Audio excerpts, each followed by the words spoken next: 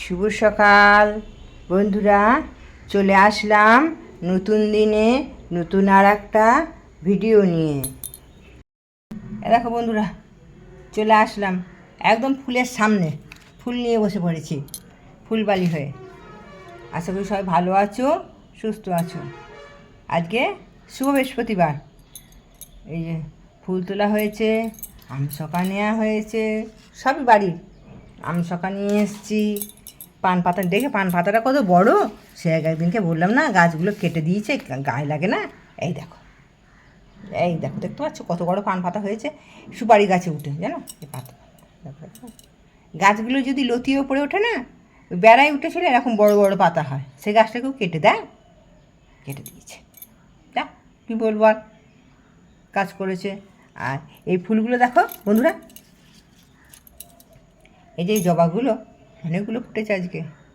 এই যে জবা অনেক ফুটেছে, মোটামুটি বাড়িতে যা ফুল হয় হয়ে যায়। স্থলপদ্মটা কুড়ি আসছে না, কবে আসবে কে জানে। কলকে ফুলও কটা ফুটেছে, হলুদ কলকে। হলুদ কলকেটা গেল বছর লাগিয়েছিলাম, গেল বছরই বোধহয় লাগিয়েছিলাম। এবছর চারটে পাঁচটা করে ফুল ফুটছে রোজই। আর ওদিকে বিস্কুট কালারটা অনেকগুলোই ফুটেছে, কাঞ্চন ফুলও ফুটেছে, নীলকণ্ঠ ফুটেছে, আচ্ছা সাদা অপরাজিতা ফুটছিল না, সাদা অপরাজিতা ফুটেছে, নীল অপরাজিতা ফুটেছে। বেলপাতায় দেখো বন্ধুরা, এই দেখো এটা চক্র গো, তো দেখিনি। এই দেখো চক্র বলছো, চক্র এই দেখতে পাচ্ছ, যে পেছনটা ছোপ ছোপ করা আছে, এটা বেলপাতাটা বলছে বলে নাকি হবে না, এটা থাক। দুটো পেয়েছি, এই দুটো বেলপাতা, একটা তোমার দাদাভাইকে দেবো, একটা আমি নেবো, দুটো পেয়েছি, কোনো রকম তুলে নিয়ে আসলাম। তবে তুলসী পাতা আজকে তুলবো না, একাদশী দ্বাদশী দুদিন তুলসী পাতা তুলতে নেই, তুলসী পাতা তোলা আছে, তা সব ফুল টুল তোলা হয়ে গেছে। কালকে মনে করেছিলাম কাপড়টা পাল্টাবো, এখন কাপড়টা পাল্টাবো না, অবস্থাটা পেরিয়ে যাক, ওই কী বলে ওই অবস্থা পেরিয়ে যাবে, তারপরে একবার ঠাকুর কাপড়টাও পরিয়ে দেবো না, ষষ্ঠী সপ্তমী করে পরাবো নাকি, তাই পরাবো। ওই সময় যেদিন নিয়ে থাকবে, তারপরে যে আসবে সেই দিনকে পরিয়ে দেবো কাপড়গুলোকে, দেখি তাই করবো। ওই জন্য কালকে আর পাল্টালাম, কালকে ঠাকুরগুলোকে একটু সরিয়ে দেবো, আজকে সরিয়ে দেবো, আর পরে পাল্টাবো একদম কাপড়গুলো। অমাবস্যাটা আমি অমাবস্যা চলে যাক, এর সামনে একটা অমাবস্যা আসছে, তর্পণ করেন, ওটা কি অমাবস্যা বলে, মহালয়ের অমাবস্যা, ওই অমাবস্যাটা পেরিয়ে যাওয়ার পরে মানে কাপড়টা পাল্টাবো। চলো ফুল টুল গুছিয়ে নিই। আজকে বিকেলবেলা মন্দিরে যাওয়া আছে, মন্দিরের পাশে একজনের বাড়িতে মাতৃ সম্মেলন আছে, আজকে আবার যাওয়া হবে। আজকে আবার দেখি কী দেখাতে পারি তোমাদের মাতৃ সম্মেলনে। হ্যাঁ বাবরে, দেখো শাক বাজছে, উঠি কখন ফুল তুলতে, সরাতে, ওটা সরাতে, গোছাতে গাছাতে, আজকে চেয়ারগুলো সব ধুলাম, চেয়ারগুলো একটু ধুলে, কালকে রাত্রে চেয়ারগুলো সব ওপরের কাপড়গুলো সমস্ত আসন, সুন্দর আসন দিয়ে পাতে গুছিয়ে রাখলাম, আজকে ধুয়ে পেতে দিলাম, এটা হয়ে গেল। রান্নাঘরের টালি মুছতে বাকি আছে, সামনের গ্রিল মুছতে বাকি আছে, এটুকু মুছলে মোটামুটি হয়ে যাবে। আর কালকে দেখি কাচিয়ে নিতে হবে, কালকে দুটো চাদর। শরীর খারাপ, তার আবার জ্বর আসছে, রোজই জ্বর আসছে।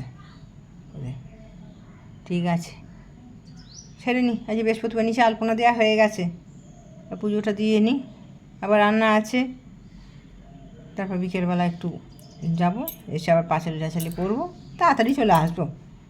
ওই তো 5:20 প্রার্থনা হবে, 6টা সাড়ে 6টার মধ্যে গাদা, 5:20 শুরু হলে 6টার মধ্যে খুব জোর হলো, 6:45, 20 মিনিট তো দিয়ে তারপরে চলে আসবো।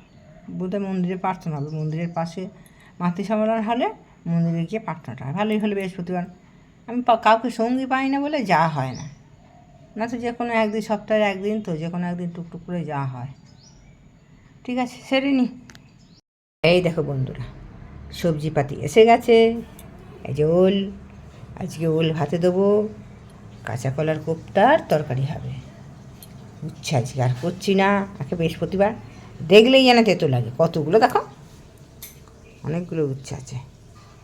আর ওই দেখো ধনে পাতা চলে এসেছে, দেখা যাক কি হয়, কুটুমজন আসবে, সব রান্নাবাতি হবে। আজ ভাদ্র মাস বৃহস্পতিবার, আজকে নিরামিষই খাবো। এই যে চলে আসলাম সবজিগুলো দেখিয়ে, সবজিগুলো দেখালাম, বসতে গেলাম, একটু ভিডিও করলাম, ডাকলো বেলবাজারও করিমপুরের নিতে আসে, বিল নিতে আসে, দিয়ে দিলাম। না ভিডিও একটুখানি বকেই নিই। হ্যাঁ, বৃহস্পতিবারটায় তাড়াতাড়ি পুজো হয়ে গেছে, আজকে একটু কম ফুল ফুটেছে। ঠাকুরকে ফুল দিয়ে সাজাতে আমার ভালোই লাগে, অনেকক্ষণ ধরেই পুজোটা করি, ভালোই লাগে। অনেকক্ষণ ধরে পুজো করলাম, বৃহস্পতিবারে পুজো, নিচে আলপনা দিয়ে আজ ভাদ্র মাসে আবার ভাদ্র মাসের ইয়েটা পড়লাম, ভাদ্র মাসে বৃহস্পতিবারে পাঁচায় এটা পড়লাম। তো এতে রান্না করবে বা দুজনে রান্না করে পুজো আচার নিয়ে ওইসব থাকা ভালো, তাই না? মানুষের অনেকে করে তাড়াতাড়ি করে নেয়, যে যা করে করুক গা, না বলাই ভালো, তাই না? অনেকক্ষণ ধরে ঠাকুরকে, তাও তো যে ঠাকুরে বললাম না কাপড়টা, ঠাকুরের নিচের কাপড়টা দিয়ে বলছিলাম পাল্টাবো, আজকে আর পাল্টালাম না। আজকে একটু ঠাকুরগুলো একটু সরিয়ে দিলাম, দেখাবো পরে, দেখাই দাঁড়াও, সরিয়ে দিলাম। ভালোই লাগে, ফাঁকা ফাঁকা জাম হওয়ার মতন হয়ে গেছিলো। আমি গণেশকে সেই ফুল দিতে পারতাম না, দিয়ে ইয়ে করে দিলাম, ঠাকুরগুলোকে একটু সরিয়ে দিলাম, সেই মহলাটা পেরিয়ে যাক, তারপরে কাপড়টা পাল্টাবো, তাই ভালো হবে। ঠাকুরের ওখানে কাপড়টা আমি প্রথমে বলে তারপর দেখি যা থাকা, পরে বুঝে নেবে বন্ধুরা। যে পুজো আজা করতে ভালোই লাগে, অনেকক্ষণ ধরে ফুল টুল দিয়ে সাজিয়ে গুছিয়ে, ভালোই শান্তি হয় একটা মনে, তাই না? যে যাতে শান্তি পায়, কেউ গাদা গাদা টাকা পয়সা পেতে শান্তি পায়, অনেক অনেক টাকা পাবে, ভগবান থেকে গাদা গাদা টাকা পয়সা দেয় শান্তি দেওয়ার জন্য। কেউ পুজো করতে ভালোবাসে, তাকে গাদা গাদা ফুল দেয়, তুই পুজো কর, সংসারে কাজকর্ম কর, যে যেটা ভালোবাসে ভগবান তাকে সেটা দেয়। ঠিক আছে, তো তোমরা একবার ঠাকুরটা দেখিয়ে দিই। দেখো একটু একটু সরিয়ে দিয়েছি, একটু করে সরিয়ে দিয়েছি সব। হ্যাঁ, লোকে গণেশ একটু ফাঁকা জায়গা, ফাঁকা ফাঁকা হয়েছে, বড্ড সে উল্টে, গ্লাস উল্টে যাচ্ছে, থালা উল্টে যাচ্ছে।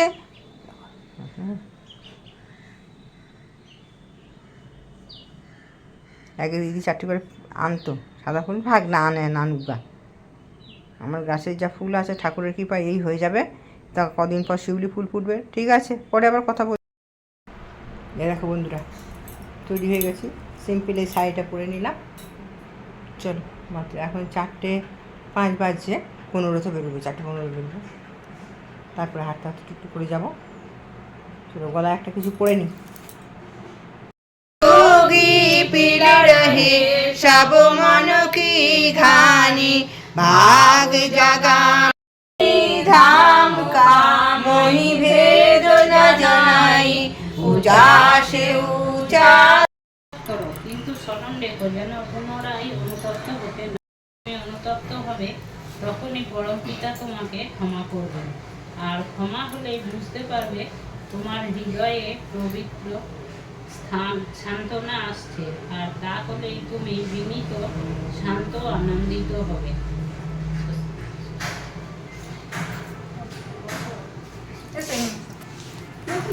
না না, কাছে এসো, পেছনে কেন, সবাই একসাথে বসে এসো, পড়ো তুমি, পড়ো,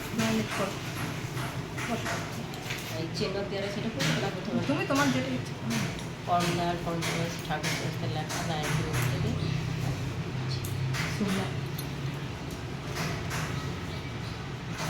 ক্ষিপ্রতা ও দক্ষতা, ক্ষিপ্রতার সহিত দক্ষতাকে সাধিয়া লও, আর নজর রাখিও মানুষের প্রয়োজনানো হাবভাবের ওপর, আর হাবভাব দেখিয়া যাহাতে প্রয়োজনকে অনুধাবন করিতে পারো, তোমার বোধকে এমনতর তীক্ষ্ণ করিয়া লইতে চেষ্টা করিও। এমনি করিয়া ক্ষিপ্রতা ও দক্ষতার সহিত মানুষের প্রয়োজনকে অনুধাবন করিয়া সেবা তৎপর হইও। দেখিও সেবার জয়গানে তোমাকে পরিলোক করিয়া তুলিবে। সারাতে দাও সারা, তুমি সব সারাতে দাও সারা, ওরে আছে আমি হারা, দয়া তোমার মাঝে আমার ঘরণী সৃষ্টির